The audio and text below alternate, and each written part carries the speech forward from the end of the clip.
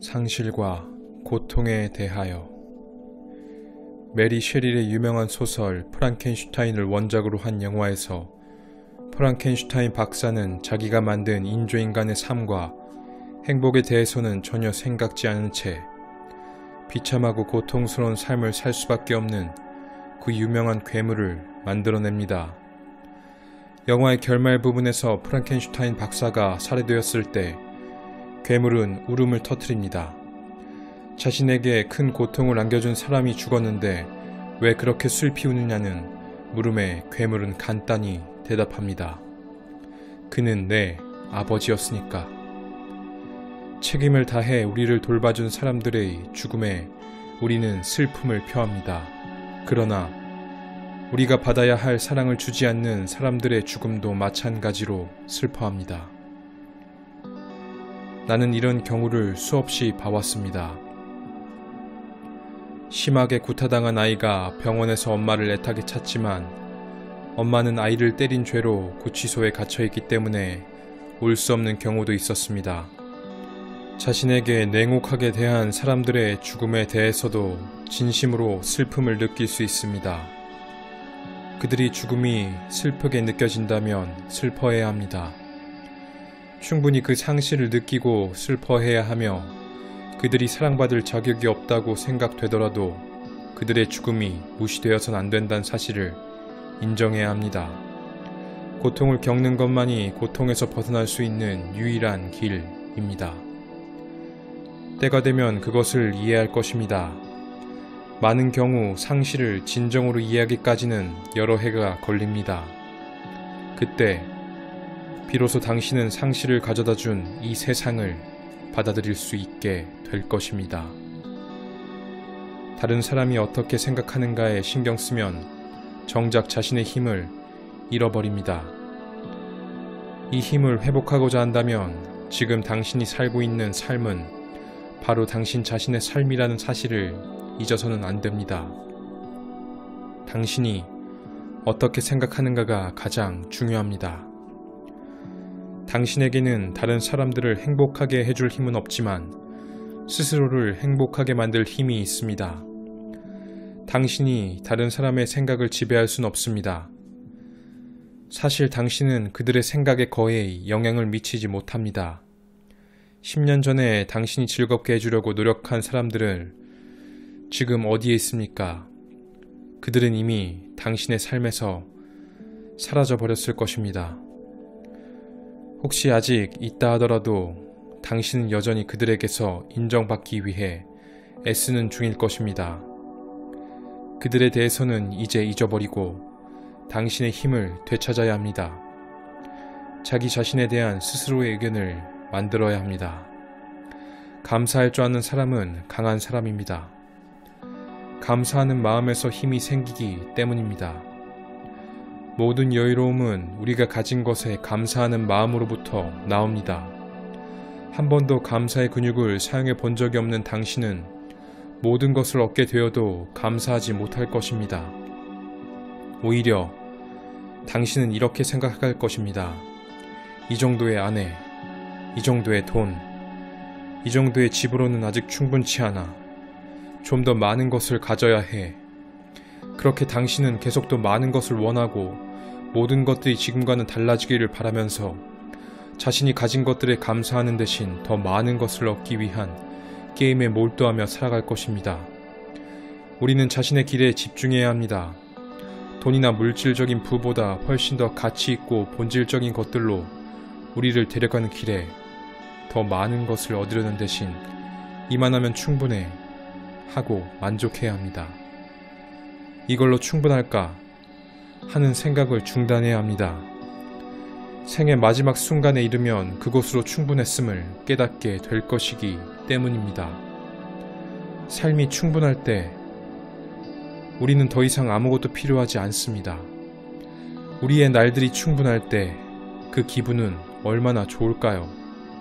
세상은 이대로 충분합니다. 하지만 우린 종종 그런 기분이 드는 걸 막습니다. 항상 부족하다고 느끼며 살아왔기 때문에 충분하다는 느낌이 낯설기만 합니다. 하지만 그런 생각은 바꿀 수 있습니다. 이런 게 바로 삶이고 난 더 이상은 필요 없어 하고 말할 수 있다면 큰 힘과 행운을 손에 넣은 것입니다. 우리 안에는 많은 힘이 존재하지만 그것을 사용하는 데는 너무도 무지합니다. 진정한 힘은 자신이 누구인가, 세상에서 자신의 자리가 어디인지 깨닫는 일에서부터 시작됩니다. 더 많이 축적해야 한다고 느낀다면 자신이 누구인가를 완전히 잊은 것입니다. 모든 일이 잘 되어가고 모든 사람이 정해진 길을 걸어가고 있다는 걸 깨달을 때 진정한 힘이 생겨난다는 것을 기억해야만 합니다. 우리에게 주어진 도전은 이 순간을 충분히 경험하는 것입니다. 물론 쉬운 도전은 아닙니다. 미래에 대한 기대로 지금 이 순간의 가능성을 놓치지 않는 것, 미래의 기대로부터 자유로울 때 지금 이 순간 일어나는 이 신선한 공간에서 살아갈 수 있습니다. 우리는 삶에서 많은 것들을 두려워합니다. 대중 앞에서 연설하는 것이나 데이트 신청, 때로는 자신의 외로움을 인정하는 것조차 두려워합니다. 많은 경우 거부당해서 밑바닥의 감정을 겪는 것보다는 아예 시도하지 않는 편이 더 쉽습니다. 사실 두려움은 매우 다루기 힘든 감정입니다. 옷을 여러 벌 겹쳐 입고서 자신의 실체를 너무도 잘 숨기고 있기 때문입니다. 그것들을 한 겹씩 벗겨내야 다른 모든 두려움의 근원인 맨 아래에 자리 잡은 두려움의 실체와 만날 수 있습니다. 그것은 대개 죽음에 대한 두려움입니다. 당신이 일터에서 맡은 프로젝트 때문에 몹시 걱정하고 있다고 가정해 봅시다. 당신의 걱정 맨 위에 있는 두려움의 껍데기를 벗겨내면 그 프로젝트를 잘 해내지 못할까봐 두려워하는 심리가, 그 밑으로도 월급이 인상되지 않을지도 모른다는 두려움, 직장을 잃을지도 모른다는 두려움, 그리고 마지막으로 생존하지 못하리라는 두려움 등이 그것입니다. 이 마지막 두려움은 본질적으로는 죽음에 대한 두려움입니다. 돈이나 직업에 관련된 두려움 밑에는 생존하지 못할지도 모른다는 두려움이 깔려 있는 것입니다. 어떤 상황에서 불편함을 느낀다면 그 밑바닥에는 난 잘할 수 없어 하는 두려움이 깔려 있습니다. 다시 말해 자신은 어딘가 충분하지 못하다는 두려움입니다. 다른 사람들은 충분히 매력적이고 충분히 예쁘고 충분히 다정하고 충분히 재미있지만 자신은 그렇지 못하다는 것입니다. 이것들은 전부 죽음에 대한 두려움으로 흘러가며 결국에는 모든 불행의 원인이 됩니다. 두려움 때문에 자신도 모르게 사랑하는 사람들에게 상처를 줍니다. 모든 두려움은 죽음의 두려움에 뿌리를 두고 있으므로 죽음과 관계된 두려움에서 해방되는 법을 배울 수만 있다면 삶의 다른 일들에 훨씬 더 쉽게 다가갈 수 있습니다. 죽음을 앞둔 사람은 바로 그 궁극적인 두려움, 죽음의 두려움과 마주해 있습니다. 그러면서 그는 깨닫습니다. 죽음이 자신을 파괴하지도 못하며 더 이상 힘을 발휘하지도 못하리란 것을. 죽음을 앞둔 사람에게 두려움은 더 이상 문제가 되지 않습니다. 그러나 살아있는 우리에겐 두려움은 매우 현실적인 문제입니다. 모든 두려움이 사라진다면 삶이 얼마나 달라질까요? 만일 아무 것에도 방해받지 않고 꿈을 추구한다면 당신의 삶은 틀림없이 지금과 많이 달라질 것입니다. 이것이 죽음을 앞둔 사람이 얻는 배움입니다.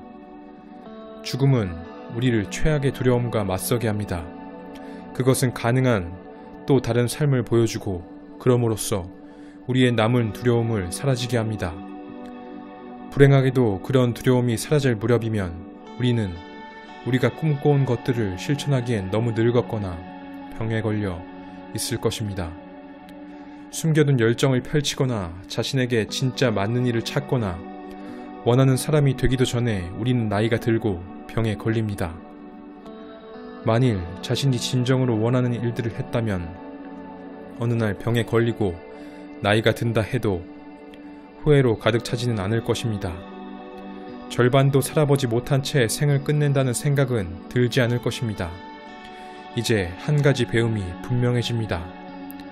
꿈꾸는 일들을 아직 행동에 옮길 수 있을 때 두려움을 이겨내야 한다는 것입니다. 두려움을 초월하기 위해서는 다른 감정으로 나아가야 합니다. 그것은 곧 사랑의 감정입니다. 행복, 불안, 기쁨, 분노 등 우리가 평생 겪는 많은 감정들에는 다양한 이름들이 있습니다. 그러나 우리 마음속 깊은 곳에 있는 감정은 오직 두 가지 뿐입니다. 사랑과 두려움이 그것입니다. 모든 긍정적인 감정은 사랑으로부터 나오며 모든 부정적인 감정은 두려움에서 나옵니다. 사랑으로부터는 행복, 만족, 평화, 기쁨이, 두려움으로부터는 분노, 미움, 걱정, 그리고 죄의식이 나옵니다. 우리의 내면에는 사랑과 두려움이라는 두 가지 근원적인 감정이 자리 잡고 있지만 사실은 사랑 또는 두려움만이 존재한다고 말하는 것이 더 정확한 표현입니다. 그 두 가지 감정을 동시에 느낄 수는 없기 때문입니다. 사랑을 느끼는 동시에 두려움을 느낄 수는 없습니다. 그것들은 반대되는 감정이기 때문입니다. 두려움이 있는 곳에 사랑이 설 자리는 없습니다. 사랑이 있는 곳에 두려움이 차지할 자리는 없습니다. 사랑을 하면서 동시에 두려웠던 적이 있습니까? 그것은 불가능합니다. 둘 중 어느 쪽 편에 설 것인지 결정해야만 합니다. 그곳에 중립지대란 존재하지 않습니다. 적극적으로 사랑의 감정을 선택하지 않으면 당신은 자신 안에서 두려움이나 두려움에서 비롯된 부정적인 감정을 발견하게 됩니다. 모든 순간은 우리에게 사랑과 두려움 어느 한쪽을 선택할 권한을 줍니다. 우리는 끊임없이 그 선택을 해야만 합니다. 힘든 상황에서는 두려움 대신 사랑을 선택하기가 특히 어렵습니다. 사랑을 선택했다고 해서 다시는 두려움을 느끼지 않게 되는 건 아닙니다. 사실 사랑을 선택하고 나면 많은 두려움들이 치유되기를 바라며 수면 위로 떠오릅니다. 이것은 늘 진행되는 과정입니다. 음식을 먹은 후 다시 배고픔을 느끼는 것처럼 사랑을 선택한 후에 당신은 다시 두려움을 느낍니다. 몸에 필요한 영양을 공급하고 배고픔을 해결하기 위해 끊임없이 음식물을 먹어야 하듯이 영혼을 성장시키고 풍요롭게 하기 위해서는 끊임없이 사랑을 선택해야 합니다. 우리가 만들어낸 두려움들을 과거나 미래 중 어느 하나와 관련이 있습니다. 사랑만이 현재 감정입니다. 실제로 존재하는 유일한 순간은 지금 이 순간뿐이며 사랑만이 유일하게 실제하는 감정입니다. 현재 일어나는 감정은 사랑뿐이기 때문입니다. 두려움은 항상 과거에 일어난 어떤 경험이나 일에 근거를 두고 있으며 미래에 일어나리라고는 여겨지는 어떤 일들을 걱정하게 만듭니다. 그러므로 현재를 산다는 것은 두려움이 아닌 사랑 속에서 살아가는 것입니다. 사랑 안에 사는 것, 그것이 인간의 목표입니다. 그리고 우리는 자신을 사랑하는 법을 배움으로써 그 목표를 향해 나아갈 수 있습니다. 자신을 사랑으로 채울 때 두려움을 걷어낼 수 있습니다. 우리 모두는 죽음의 가능성을 안고 살아가지만 죽어가는 사람들에게 그것은 더 이상 가능성이 아니라 확실성입니다. 그런 긴박한 상황에서 그들은 어떻게 할까요? 그들은 더 대담해집니다. 자신들이 더 이상 두려워할 것이 없고 더 이상 잃을 것이 없다는 것을 깨닫게 된 뒤 무한한 행복을 발견했다고 말합니다. 우리의 삶을 불행하게 만드는 것은 두려움 그 자체이지 우리가 두려워하는 대상이 아닙니다. 두려움은 분노, 방어, 자만심 등 여러 가면을 쓰고 있습니다. 두려움을 지혜로 바꿔야 합니다. 매일 조금씩 앞으로 나아가야 합니다. 자신이 두려워하는 것들을 작은 것부터 하나씩 실천해야 합니다. 당신의 두려움은 도전받지 않을 때에만 힘을 갖습니다. 두려움을 이겨내기 위해 사랑과 친절의 힘을 사용하는 법을 배워야 합니다. 두려움 속에서 살 때 당신은 살아있는 것이 아닙니다. 당신이 어떤 생각을 갖는가에 따라 두려움이 커지거나 사랑의 마음이 강해질 수 있습니다.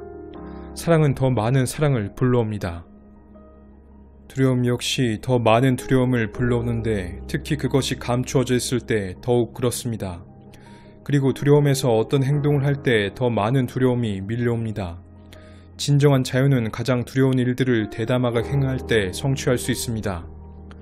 두려움을 당신 삶의 변함없는 일부로 만들어선 안 됩니다.